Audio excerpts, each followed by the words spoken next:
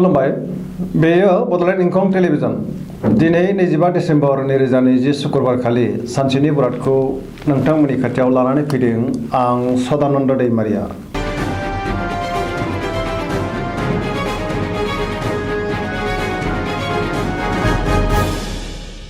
सिगां फरायनो लादों मेष राशि। दिनैनि साना बारा मोजां नङा।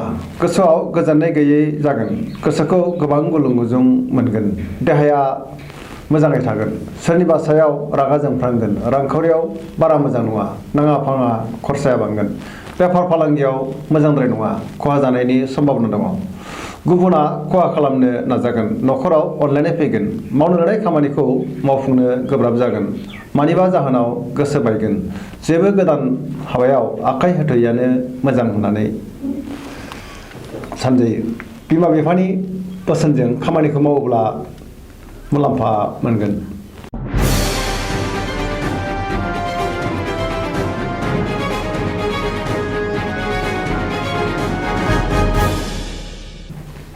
वृष राशि। दिनैनि साना जोबोर मोजां। गोसोखौ जोबोर गोजोननाय मोनगोन।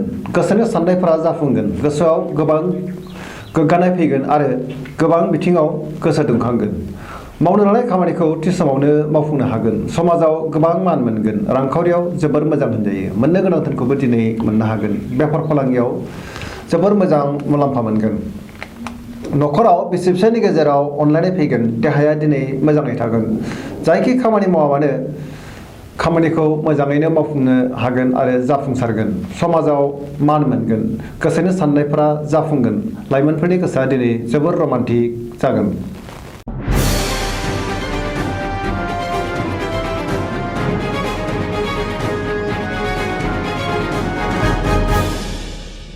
मिथुन राशि। दिनैनि साना मोजां आरो गाज्रिनि गेजेरजों बाबेनलांगोन। मावनो लानाय खामानिखौ थि समावनो मावफुंनो गोब्राब जागोन। गोसोखौ जोबोर उसाव बादाव मोनगोन। देहाया दिनै मोजाङै थागोन। रांखावरियाव जोबोर मोजां। मोननो गोनां धोनखौ दिनै मोननो हागोन। बेफार फालांगियाव मोजां मुलाम्फा मोनगोन। न'खराव अनलायनाय फैगोन। समाजाव मान मोनगोन। गोसोनि बोलोआ बांगोन। बिदा फंबायजों मोजां सोमोन्दो थागोन। गोसोनि साननायफोरा टेबार नांगोन। सोरबा लोगोनि सायाव मानिबा जाहोनाव गोबां रागा जोंफ्रांगोन। गोसोखौ हमथानाया गाहाम।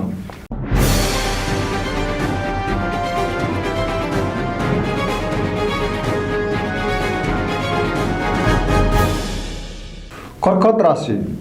दिनैनि साना मोजां आरो गाज्रिनि गेजेरजों बाबेनलांगोन।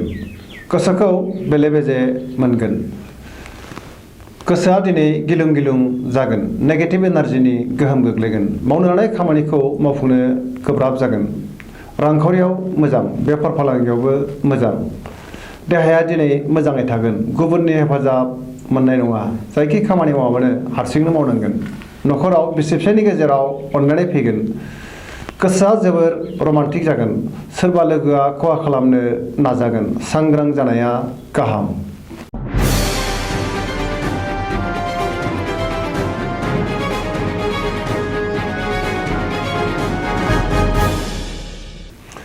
सिंह राशि। दिनैनि साना मोजां आरो गाज्रिनि गेजेरजों बाबेनलांगोन।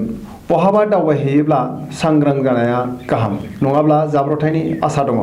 गोसोखौ जोबोर बेले बेजे मोनगोन। गोसोनि साननायफोरा लेबार नांगोन। रांखावरियाव मोजां। बेफार फालांगियावबो मोजां होनजायो। न'खराव अनलायनाय फैगोन। गोसोनि बोलोआ बांगोन। समाजाव मान मोनगोन।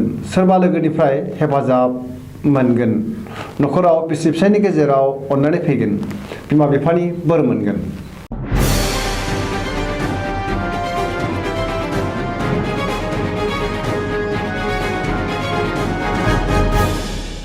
कन्या राशि। दिनैनि साना जोबोर मोजां। गोसोखौ जोबोर गोजोननाय मोनगोन। रांखावरियाव जोबोर मोजां। बेफार फालांगियावबो मोजां मुलाम्फा मोनगोन। देहाया दिनै मोजाङै थागोन। न'खराव बिसि फिसायनि गेजेराव अनलायनाय फैगोन। गोबां खामानियाव मुखुब थागोन। समाजाव मान मोनगोन। बिदा फंबायजों मोजां सोमोन्दो लाखिनो हागोन। सोरबा लोगोआ खहा खालामनो नाजागोन। सांग्रां जानाया गाहाम। लाइमोनफोरनि गोसोआ दिनै जोबोर रमान्टिक जागोन।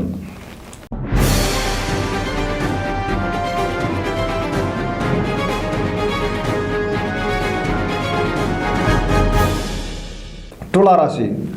दिनैनि साना बारा मोजां नङा गोसोखौ जोबोर उसुखुथु मोनगोन गोसोनि बोलोआ लोरबां जागोन गोसोनि साननाया देबार नांगोन मावनो लानाय खामानियाव जेंना नुजागोन देहाया दिनै मोजाङै थागोन रांखावरियाव मोजांद्राय नङा नखराव बिसि फिसायनि गेजेराव अननानै फैगोन बेफार फालांगियाव मुलाम्फा मोनगोन नेगेटिभ एनार्जिनि गोहोम गोग्लैगोन लोगोफोरनि हेफाजाब लानांगोन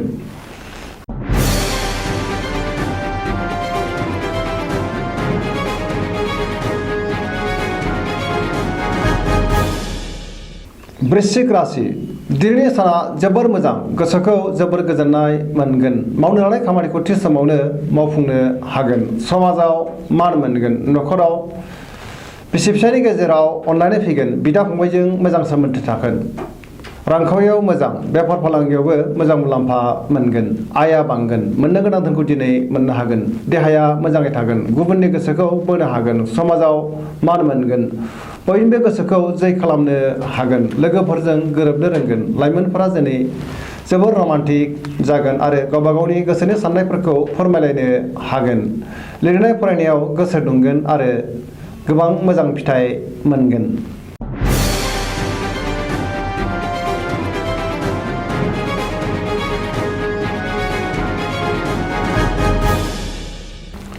धनु राशि दिनैनि साना जोबोर मोजां गोसोआव गोबां गोजोननाय फैगोन मावनो लानाय खामानिखौ थि समावनो मावफुंनो हागोन गोसोनि साननाया जाफुंगोन रांखावरियाव जोबोर मोजां बेफार फालांगियाव जोबोर मोजां मुलाम्फा मोनगोन समाजाव मान मोनगोन देहाया दिनै मोजाङै थागोन नखराव अनलायनाय फैगोन गुबुननिफ्राय मोननो गोनां धोनखौ दिनै मोननो हागोन गोसोखौ जोबोर गोजोननाय मोनगोन फरायसाफ्रा फरायनायाव गोसो दुंखांगोन आरो मोजां फिथाइ मोनगोन लाइमोनफोरनि गोसोआ दिनै जोबोर रमान्टिक जागोन आरो गावबा गावनि गोसोनि साननायफोरखौ फोरमायलायनो हागोन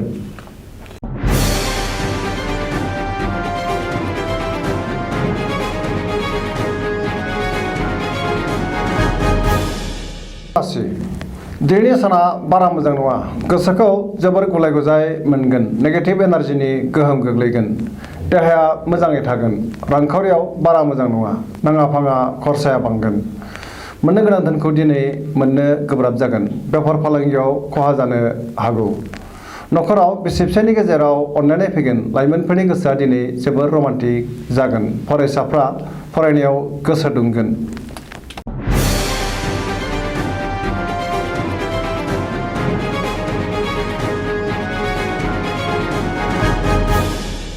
कुम्भ राशि दिनैनि साना जोबोर मोजां गोसोखौ जोबोर गोजोननाय मोनगोन गोसोनि बोलोआ बांगोन गोसोनि साननायफोरा जाफुंगोन मावनो लानाय खामानिखौ थि समावनो मावफुंनो हागोन समाजाव मान मोनगोन लोगोफोरजों मोजां सोमोन्दो लाखिनो रोंगोन गोबां मुंदांखा सुबुंजों लोगो मोनलायगोन रांखावरियाव जोबोर मोजां होनजायो अदेबानि खरसायाबो बांगोन देहाया दिनै मोजाङै थागोन नखराव बिसि फिसायनि गेजेराव अननानै फैगोन लाइमोनफोरनि गोसोआ दिनै जोबोर रमान्टिक जागोन आरो गावबा गावनि गोसोनि साननायफोरखौ फोरमायलायनो हागोन फरायसाफ्रा फरायनायाव गोसो दुंगोन आरो मोजां फिथाइ मोनगोन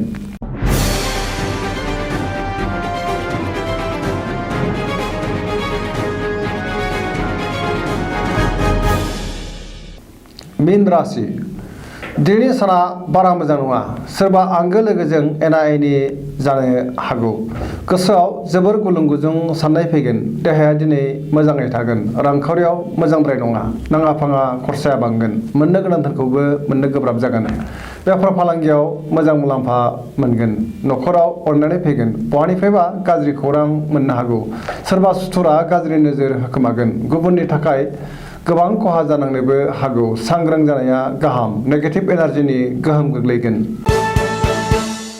दिनैनि राशि फरिथिनिया एसेनोसै जोबनायाव बेखौनो खावलायो जाहाथे नोंथांमोना सानफ्रामबो जोंनि बे बड'लेण्ड इंखं टेलिभिजनखौ नायबाय थायो आरो साबस्क्राइब खालामो एसेनोसै गोजोन्थों